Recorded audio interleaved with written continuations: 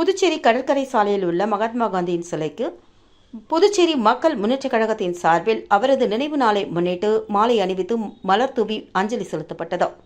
புதுச்சேரி மாநில மக்கள் முன்னேற்றக் கழகத்தின் சார்பில் தேசப்பிதா காந்தியடிகளின் நினைவு நாளை முன்னிட்டு கடற்கரை சாலையில் உள்ள மகாத்மா காந்தியின் சிலைக்கு கழக தலைவர் முன்னாள் நாடாளுமன்ற உறுப்பினர் பேராசிரியர் ராமதாஸ் தலைமையில் இயக்கத்தின் நிர்வாகிகள் பலர் கலந்து கொண்டு மாலை அணிவித்து மலர் தூவி அஞ்சலி செலுத்தினர்.